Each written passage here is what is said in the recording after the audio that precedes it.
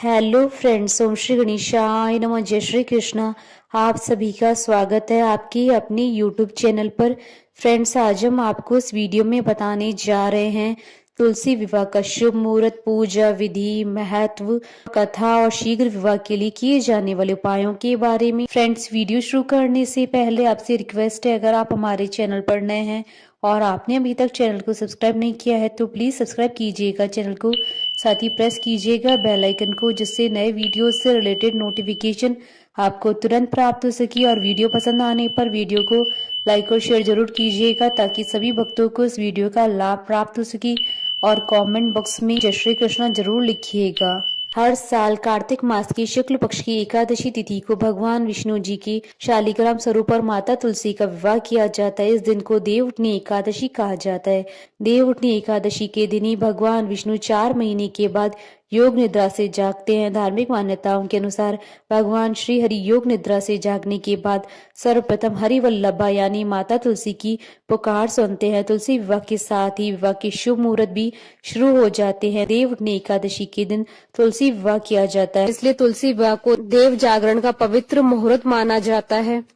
कुछ स्थानों पर कार्तिक मास के शुक्ल पक्ष की द्वादशी तिथि को तुलसी विवाह कराया जाता है। स्कंद पुराण के कार्तिक महात्म्य में भगवान शालिग्राम की स्तुति कही गई और कहा गया है कि इसके दर्शन से समस्त तीर्थों का फल प्राप्त होता है। प्रतिवर्ष कार्तिक मास की द्वादशी को महिलाएं प्रतीक स्वरूप तुलसी और भगवान शालिग्राम का विवाह करवाती। हिंदू धर्म में तुलसी विवाह का विशेष महत्व है। इस दिन से शुभ और मांगलिक कार्य प्रारंभ हो जाते हैं। धार्मिक मान्यताओं के अनुसार विधि विधान के साथ तुलसी विवाह कराने वालों पर भगवान विष्णु जी की विशेष कृपा रहती है। मान्यता है कि तुलसी विवाह करने से कन्यादान के समान पुण्य की प्राप्ति होती है। भगवान शालिग्राम और माता तुलसी का विवाह कराने से वैवाहिक जीवन सुखी रहता है। महिलाएं सुख समृद्धि की प्राप्ति के लिए इस दिन विधिवत व्रत और पूजन करती हैं। फ्रेंड्स, अब आइए जानते हैं साल 2024 में देवउठनी एकादशी और तुलसी विवाह के शुभ मुहूर्त के बारे में। हिंदू पंचांग के अनुसार साल 2024 में देवउठनी एकादशी 12 नवंबर 2024 मंगलवार के दिन है और द्वादशी तिथि 13 नवंबर 2024 बुधवार के दिन है। कार्तिक शुक्ल एकादशी तिथि प्रारंभ होगी 11 नवंबर 2024 को शाम 6:46 पर और कार्तिक शुक्ल एकादशी तिथि का समापन होगा 12 नवंबर 2024 को शाम 4:04 पर। इस प्रकार 12 नवंबर को देवउठनी एकादशी व्रत पारण का समय रहेगा 13 नवंबर 2024 को सुबह 6:42 से सुबह 8:51 तक।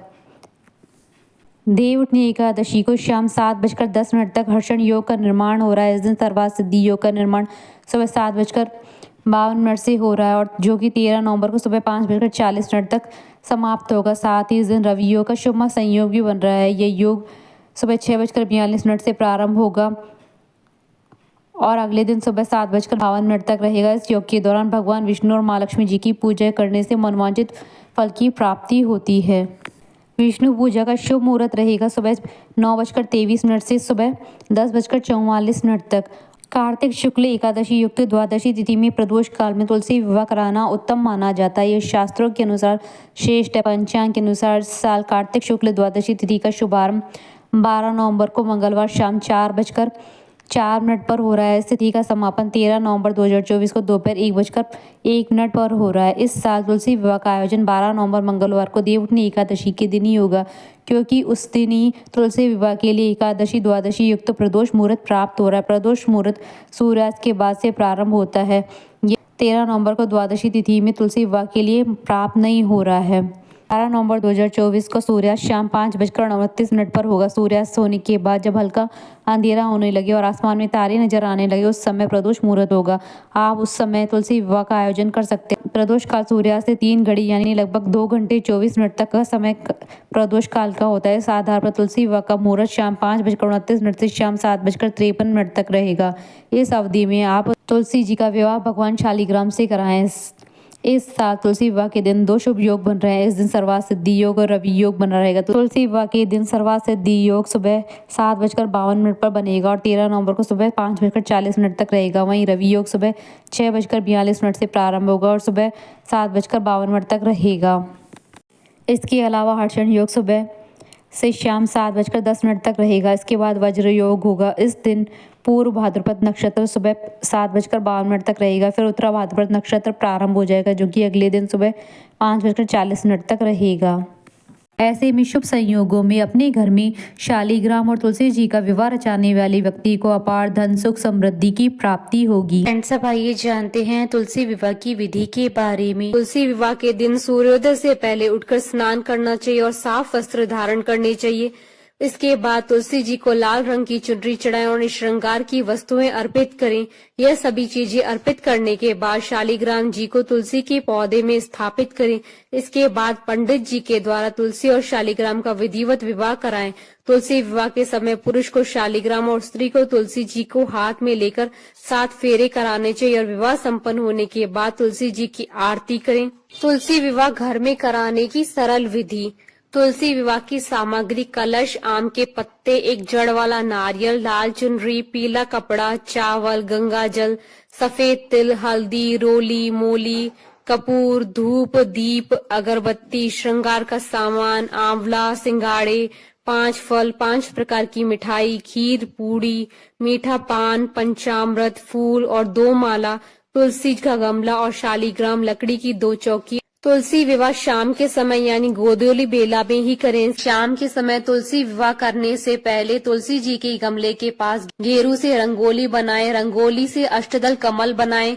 फिर गन्ने का प्रयोग करते हुए मंडप सजाएं। 2 चौकी रखें, एक पर तुलसी जी का गमला और दूसरे पर शालिग्राम या भगवान विष्णु की मूर्ति रखें। शालिग्राम की दाईं तरफ तुलसी जी स्थापित करें। शालिग्राम वाली चौकी पर अष्टदल कमल बनाकर उस पर कलश की स्थापना करें और स्वास्तिक भी बनाएं। फिर आम के पत्तों पर रोली से तिलक लगाकर उसे कलश पर स्थापित करें। उस पर लाल कपड़े में लपेटकर नारियल को रखें। अब तुलसी जी के सामने घी का दीपक जलाएं, फिर उनका विवाह कराएं। इसके बाद गंगा जल में फूल डुबोकर ओम तुलसाय नमः मंत्र का जाप करते हुए जल का छिड़काव तुलसी जी पर करेंगे। जल शालिग्राम पर भी छिड़कें। इसके बाद तुलसी जी को रोली और शालिग्राम जी को चंदन का तिलक लगाया जाता है। तुलसी जी को लाल चुनरी ओढ़ाएं, उन्हें स्वाग की सामग्री अर्पित करें। फिर शालिग्राम को पंचामृत से स्नान कराएं और उन्हें पीला वस्त्र अर्पित करें। कलश पर फूल चढ़ाएं। तुलसी और शालिग्राम को फूलों की मालाएं पहनाएं। फिर कपड़े में सुपारी, फूल, इलायची और थोड़ी दक्षिणा रखें। घर के किसी पुरुष को शालिग्राम जी को हाथ में उठाकर तुलसी जी की 7 परिक्रमा करवानी चाहिए। 7 बार परिक्रमा करवाने के बाद तुलसी जी को शालिग्राम के बाईं ओर स्थापित करें। शालिग्राम जी को तिल अर्पित करें और कपूर जलाकर उनकी आरती करें। इस तरह पूजा करने के बाद दोनों को मिठाई और खीर पूड़ी का भोग लगाएं। पूजा समाप्त होने के बाद सारी सामग्री और तुलसी का पौधा मंदिर में दे दें। हो सके तो तुलसी के साथ आंवले का गमला भी लगाएं और तुलसी का पंचोपचार सर्वांग पूजन करें। फ्रेंड्स, अब आइए जानते हैं आज के दिन शीघ्र विवाह के लिए किए जाने वाले उपायों के बारे में। मान्यता है कि आज के दिन कुछ उपाय करने से विवाह में देरी संबंधी समस्याएं भी दूर होती है और वैवाहिक जीवन में चल रही परेशानियों का निराकरण भी होता है। तुलसी विवाह के दिन 108 बार ओम नमो भगवते वासुदेवाय नमः मंत्र का जाप करना चाहिए। इससे भी दाम्पत्य जीवन में आने वाली सभी परेशानियों से छुटकारा मिलता है और जीवन सुखमय बना रहता है। साथ ही अगर आपसी वाद विवाद हो तो उससे निजात भी मिलती है। तुलसी विवाह के दिन माता तुलसी को लाल वस्त्र चढ़ाना चाहिए और उस वस्त्र को किसी सुहागिन स्त्री को दान कर देना चाहिए। इससे पारिवारिक जीवन में सामंजस्य बना रहता है और पति पत्नी के सारे कष्ट दूर होते हैं।